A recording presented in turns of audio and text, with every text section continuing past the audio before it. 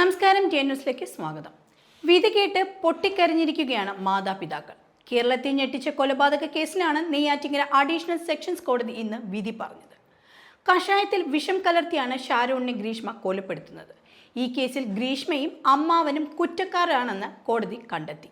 എന്നാൽ അമ്മയെ കോടതി വെറുതെ വിടുകയായിരുന്നു. സംശയത്തിന്റെ ആനുകൂല്യം നൽകിയാണ് ഇവരെ കോടതി വെറുതെ വിട്ടത്.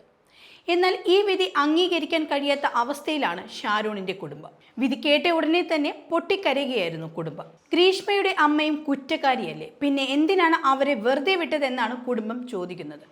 അമ്മയും കൂടി ചേർന്നല്ലേ എല്ലാം ചെയ്തതെന്നാണ് ഷാരോണിന്റെ അമ്മ പ്രതികരിച്ചത്. ഗ്രീഷ്മയുടെ അമ്മയായ സിന്ധുവിനെ വെറുതെ വിടാൻ പാടില്ല എന്നാണ് ഷാരോണിന്റെ അച്ഛൻ മാധ്യമങ്ങളോട് പ്രതികരിച്ചത്. ഇതിനെതിരെ അപ്പീൽ നൽകുമെന്നും അദ്ദേഹം പ്രതികരിച്ചു. എന്തായാലും ഗ്രീഷ്മയെ ശിക്ഷിക്കും. ശിക്ഷ എന്താണെന്ന് അറിഞ്ഞ ശേഷം തുടർ നടപടികളെക്കുറിച്ച് ആലോചിക്കും. കേസുമായി മുന്നോട്ടു പോകുമെന്നും വിധിപ്പകർപ്പ് ലഭിച്ച ശേഷം ഹൈക്കോടതിയെ സമീപിക്കുമെന്നുമാണ് ഷാരോണിന്റെ അച്ഛൻ പ്രതികരിച്ചത്.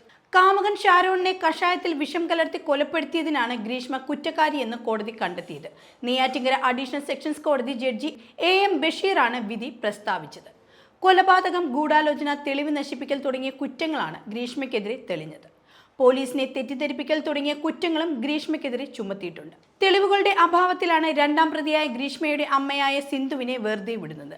തെളിവ് നശിപ്പിക്കാൻ സഹായിച്ച ഗ്രീഷ്മയുടെ അമ്മാവൻ നിർമ്മൽ കുമാറിനെയും കുറ്റക്കാരനാണെന്ന് കോടതി കണ്ടെത്തിയിട്ടുണ്ട്. നാളെയാണ് ശിക്ഷ വിധിക്കുക. 2022 ഒക്ടോബർ 14 കേസിനാസ്പദമായ സംഭവം നടക്കുന്നത്.